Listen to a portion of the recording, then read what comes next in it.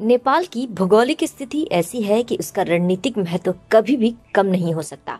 आसपास की शक्तियों जैसे भारत और चीन की यही कोशिश रहती है कि नेपाल को अपने पाले में रखा जाए। यही कारण है कि दोनों देश नेपाल में अपनी अपनी ताकत दिखाने में जुटे रहते हैं। इसी पावर प्ले का नमूना हमें एक बार फिर से देखने को मिल रहा है, जब भारत के विदेश सचिव की नेपाल यात्रा के 2 दिन बाद ही चीन ने अपने रक्षा मंत्री को नेपाल भेजने का फैसला किया है। हालांकि पिछले कुछ महीनों में स्थिति में बदलाव आया है, उससे भारत को नेपाल में चीन के ऊपर बढ़त प्राप्त है। दरअसल बॉर्डर विवाद के बाद भारत ने धीरे धीरे नेपाल से अपने रिश्तों को सुधारना शुरू किया है और कल ही भारत के विदेश सचिव हर्षवर्धन श्रृंगला ने नेपाल का दौरा कर प्रधानमंत्री ओली से मुलाकात भी की है। यात्रा के दौरान विदेश सचिव हर्षवर्धन श्रृंगला ने कोविड-19 संकट से निपटने के लिए नेपाल को नई दिल्ली की सहायता के रूप में रेमडेसिविर की 2000 शीशियां सौंपी। ऐसा लगता है कि चीन नेपाल और भारत के बीच एक बार फिर से गहराते रिश्तों से डर गया है और नेपाल को भारत के खिलाफ करने के लिए अपने सबसे वरिष्ठ मंत्रियों में से एक वे फेंग को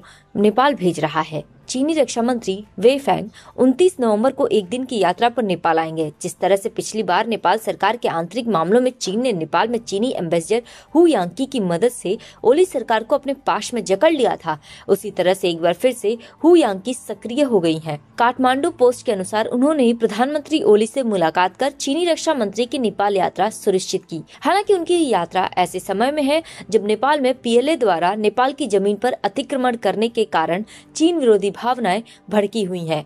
नेपाल में चीन के खिलाफ लगातार प्रदर्शन हो रहे हैं और राजधानी काठमांडू में गो बैक चाइना के नारे लग रहे हैं। भारत सरकार ने नेपाल के महत्व को समझते हुए एक बार फिर से नेपाल से अपना संपर्क मजबूत किया है। पिछले दिनों रॉ प्रमुख सामंत गोयल और फिर सेना अध्यक्ष मनोज मुकुंद नरवणे ने नेपाल की यात्रा की थी। उसके बाद विदेश सचिव श्रृंगला के वहां जाने का कार्यक्रम बना। ऐसा लगता है कि चीन भारत के इन्हीं कदमों से सख्ते में आ गया है और अपने विदेश मंत्री को भेजने का निर्णय लिया है। बीते 1 साल में भारत नेपाल संबंधों में जो गिरावट आई थी उसे अब संभाल लिया गया है। बता दें कि नेपाल ने नया नक्शा जारी कर भारत के कई इलाकों को नेपाल में दिखाया था और पीएम ओली ने भारत विरोधी बयान भी दिया था। लेकिन भारत की लगातार कोशिशों के बाद प्रधानमंत्री केपी शर्मा ओली ने भी इस बीच अपना रुख बदला है। इंडियन एक्सप्रेस की रिपोर्ट के अनुसार लगातार भारत विरोधी बयान के बाद उन्होंने नेपाल के स्कूलों में नए नक्शे को हटाने का निर्णय दिया था। यही नहीं, बीते विजयदशमी के दिन ग्रीटिंग कार्ड पर उन्होंने नेपाल का पुराना नक्शा भी ट्वीट किया था। हालांकि इसे फिर बाद में यह कहते हुए नकार दिया गया कि फोटो छोटी है, इसलिए उसमें नेपाल के हिस्से नजर नहीं आ रहे। इसके अलावा प्रधानमंत्री केपी शर्मा ओली ने चीन समर्थक रक्षा मंत्री ईश्वर पोखरेल को कैबिनेट विस्तार के दौरान हटा दिया था, जिसको लेकर ये कहा जा रहा था कि नेपाल की सरकार अपने सबसे भरोसेमंद पड़ोसी से अपने रिश्तों को सुधारने के लिए ये कदम उठा रही है। ये भारत के प्रति नेपाल के बदले दृष्टिकोण का ही प्रमाण है। नेपाल भले ही चीन के बीआरआई का हिस्सा हो, पर सैन्य सहयोग में वह भारत के साथ अधिक करीब है और हमेशा ही चीन को संशय की दृष्टि से देखता है।